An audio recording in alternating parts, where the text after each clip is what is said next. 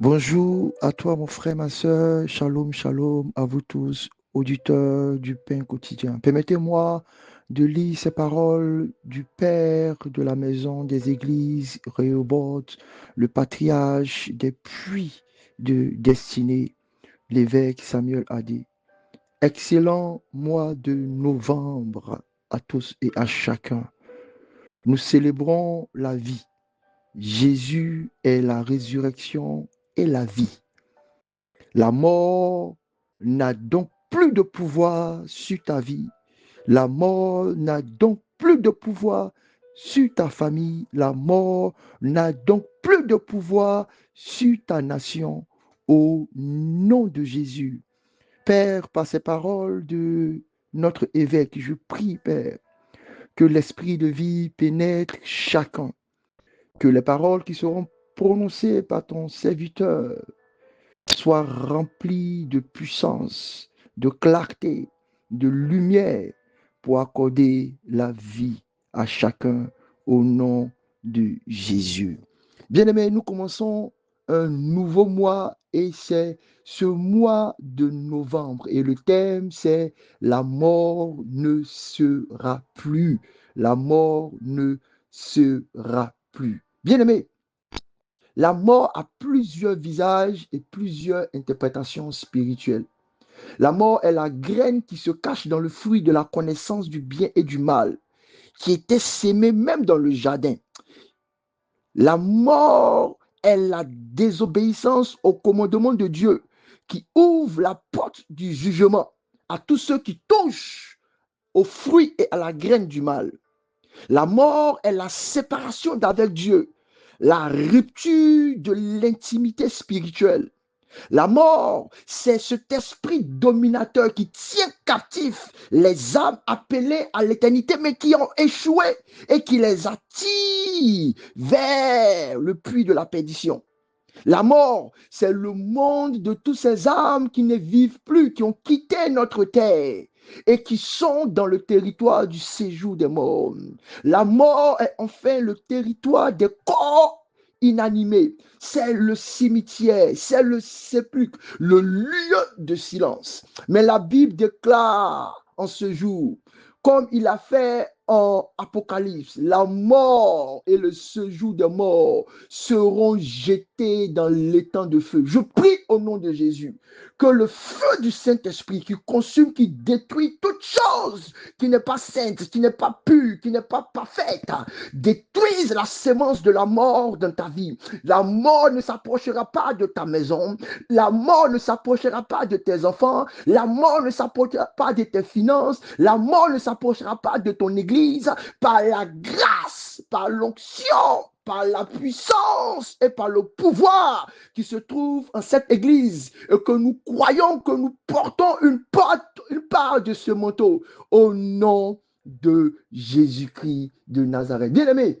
le thème de notre semaine, c'est mort, où est ton aiguillon? Bien-aimé, par ce thème, chaque jour, nous allons découvrir les armes qui sont utilisées par la mort pour introduire la mort dans nos affaires, pour introduire la mort dans nos projets. Cette semaine, nous méditons sur une question puissante. Mort, où est ton couteau? Mort, où est ton plan? L'aiguillon, c'est l'âme, c'est la lame, c'est la piqûre, c'est la flèche, ou c'est la seringue que le diable va utiliser. C'est l'instrument qu'il va utiliser pour transpercer, pour inoculer, pour introduire ce qui va te détruire et ce qui va provoquer la mort en toi. Tel un poison, le venin du serpent, le venin du menteur va être utilisé par ses crocs pour introduire la mort en toi. Mais je prie au nom de Jésus en ce matin, ce qui veut pénétrer la défense de ta foi, ce qui veut te mordre pour te donner la mort, est brisé par la puissance de l'Éternel. Les aiguillons de Satan, les aiguillons du méchant, les aiguillons de la mort ne trouveront pas de porte pour toi en cette saison. Au nom de Jésus. Le thème de notre jour, c'est la voix du mensonge. Et c'est l'un des aiguillons que Satan utilise. Et pour ce faire, nous allons méditer rapidement dans Genèse chapitre 3, le verset 13. Il est écrit, Père, ta parole est vérité, sanctifie-nous par la vérité. Il est écrit dans Genèse chapitre 3, verset 13. Et l'Éternel dit à la femme, pourquoi as-tu fait cela? Et la femme répondit, le serpent m'a séduite et j'ai mangé. Le serpent m'a menti et j'ai péché. Le serpent m'a trompé et j'ai fauté. Bien-aimé, le mensonge est une arme, est l'aiguillon dangereux, tellement dangereux du diable. Parmi les 5 attributs qui sont qui sont donnés au diable, révélés dans les Écritures. Le mensonge est le 3e à apparaître dans l'histoire de la création. Au départ, la Bible dit que Satan, il est mauvais parce qu'il a été trouvé en lui l'iniquité et il a provoqué une rébellion. Dieu l'a chassé par la main de Michael du ciel. Il est venu avec fureur sur la terre. Et ensuite, quand il arrive sur la terre, il rentre dans le serpent. Il va se transformer non plus en ce méchant, en ce mauvais. Il va se transformer en le malin. La Bible dit que dans le jardin, il existait l'animal le plus rusé de tous les animaux. C'est le serpent malin, revêtu de ruse et de séduction. Et quand il va rencontrer Ève, il ne va pas se présenter avec sa face de ce mauvais et de ce méchant. Il ne va pas se présenter avec la face de ce malin et de ce mesquin qui a des intentions bizarres. Mais il va se présenter dans la face du menteur. La face du menteur, c'est la face de la séduction. C'est la face de la corruption. C'est la face de l'hypocrisie. C'est la face du trompeur pour détourner le cœur et s'aimer la mort dans le jardin. Jésus dit que le diable, il est menteur et meurtrier dès le commencement. Partout où le mensonge s'installe, la mort opère. Il y a la mort dans les finances. Parce que dans les médias, tu entends qu'on est en pleine crise, il n'y a pas d'embauche. Et cette parole rentre en toi, tu ne peux plus bouger. Tu es lié, tu es paralysé, tu ne peux plus investir, tu ne peux plus agir, tu ne peux plus faire des choses. Parce que ces paroles-là, par les médias, vont injecter en toi une paralysie et une mort financière. Il y a la mort dans nos foyers, dans nos couples, dans nos relations. Parce que le monde va envoyer des paroles pour nous dire il n'y a plus de couple, il n'y a plus d'époux, il n'y a plus d'épouse qui est fidèle, qui est sincère. Le monde par ses murmures et par vos camaraderies autour vont vous donner des choses qui vont introduire la mort dans la relation. Il y a la mort dans les projets. Parce que lorsque la voix du mensonge te persuade que sans la corruption, tu ne peux pas réussir. Il y a la mort dans le projet. Parce que c'est quand la voix du mensonge te persuade, sans l'impureté, tu ne pourras pas réussir. Il y a la mort dans notre vie spirituelle. Parce que lorsque l'ennemi nous fait croire que nos prières, que nos jeûnes ne porteront pas de fruits, que nos louanges, que nos méditations ne sont pas vues par Dieu, que nos aumônes, que nos offrandes, que nos bonnes actions n'ont pas de poids dans les réalités spirituelles. Et si le mensonge, par le mensonge, Satan remplit les bus, les cars, les véhicules, les routes de beaucoup d'âmes qui sont trompées. Et malheureusement, parmi ces âmes qui sont trompées, se trouvent des personnes qui ont reçu l'évangile et qui devaient être sauvées. Car beaucoup ont pris le chemin de la grande mort. Le mensonge est une âme raffinée, affinée, une âme dangereuse de Satan, car il dit des demi-vérités pour séduire, pour manipuler, pour corrompre. Il agit avec une certaine douceur, avec une certaine apparence de sainteté, pour pouvoir donner son venin de la mort. Le menteur trahit la confiance, le menteur détruit la paix et tue lentement la vérité. Dans un monde saturé de duplicité et d'hypocrisie, nous ne savons plus qui nous allons écouter. Bien-aimé, mais je te dis, nous devons écouter Jésus. Bien-aimé, écoute Jésus. Il dit, je suis la vérité. Celui qui marche dans la vérité ne verra pas et ne connaîtra pas la mort dans toutes ses ces dimensions. Reste sensible à la voix de Christ. Reste connecté à sa présence. Car lorsque la vérité règne, la mort recule. Et là où la lumière brille, le mensonge s'éteint. Père, fais tomber tout serpent de notre vie, tout hypocrite de notre vie, tout menteur de notre vie, tout esprit de séduction de notre vie, pour que nous puissions gagner le ciel. Seigneur, ne nous laisse pas être corrompus. Face au mensonge, bien-aimé, ne sois pas naïf. Ne crois pas tout ce que tu entends. Même si cela paraît juste, même si cela vient de quelqu'un qui porte une onction, Satan mais était menteur.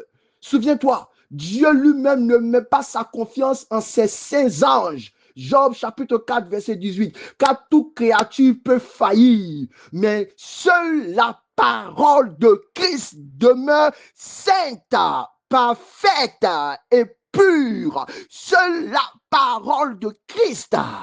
Face au mensonge, discerne, discerne, discerne, car la parole de Dieu va te donner une épée efficace, tranchante pour séparer ce qui est bien et ce qui est mal, ce qui est vrai et ce qui est faux, ce qui est pur et ce qui est impur, ce qui est des lumières et des ténèbres. Bien aimé, c'est pas par la parole de Dieu, les commérages, les paroles, les raconteries, les rapports faux, par la puissance de Dieu. Bien aimé, si tu peux entendre mon cœur te parler ce matin, tu vas entendre le cœur d'une personne qui a entendu des mensonges tellement grands, tellement mauvais, qu'il a failli se perdre. Bien aimé, je te dis que si Jésus ne vient pas te prendre, si Jésus ne vient pas t'arracher, ce que tu entends qui est doux dans tes oreilles va finir par t'avaler. Ne laisse pas le mensonge prospérer. Ne t'assois pas sur le banc des moteurs. Ne t'assois pas sur le banc des critiques. Sors de ces espaces où Satan est déjà prêt pour inoculer un venin, pour inoculer quelque chose qui va détruire ta destinée. Face au mensonge, ne sois pas participant. Ne collabore pas. Ne te joins pas à ceux qui pratiquent la tromperie. Il est écrit, éloigne-toi d'un homme menteur, car sa voix mène à la ruine. Je prie au nom de Jésus, Rehoboth, éloignez-vous de toute personne qui porte en lui le mensonge. Face au mensonge, n'écoute pas. Ferme tes oreilles. Car à force d'écouter le mensonge, ton esprit sera corrompu. Ta conscience va s'éteindre. Ton cœur va devenir insensible à la vérité. Ne t'assois pas. Ce matin, je prie que tu te répandes sincèrement, que tu te répands sincèrement devant la face de Dieu pour tout mensonge qui est sorti de ta bouche, pour tout mensonge qui est caché dans ton hypocrisie et de tes gestes, pour tout mensonge qui a blessé ton prochain, pour tout mensonge qui a éteint la lumière dans ton cœur. Reviens à Christ, la vérité vivante, et il purifiera ton âme, il purifiera ton âme, que tout mensonge en toi disparaisse et que tu sois transformé définitivement et complètement par la lumière de la vérité. Bien-aimé, nous sommes dans une période où une génération est friande de spiritualité, avide de spiritualité, en quête de révélation, en quête d'expérience surnaturelle. Mais Satan, le sachant, a déchaîné, a libéré, a envoyé ses grands généraux, les esprits de mensonge. Ils se déguisent en paroles d'évangile pour corrompre la vérité, donner des fausses doctrines, pour séduire les gens qui sont simples d'intelligence. Il se couvre d'un manteau de prophétie pour détourner les âmes de la vérité, pour les connecter à des sources maléfiques. Il se présente comme une relation, une connexion de destinée pour vider ton cœur, pour détruire les foyers, pour ruiner et gâcher les vocations et les appels.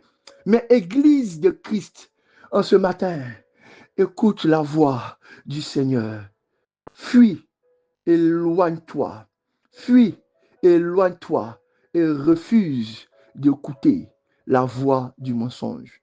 Ne te laisse pas séduire par des paroles flatteuses, des signes sans sainteté, des voix désobéissantes et l'hypocrisie, le cinéma de Satan dans ses gestes pour te perdre.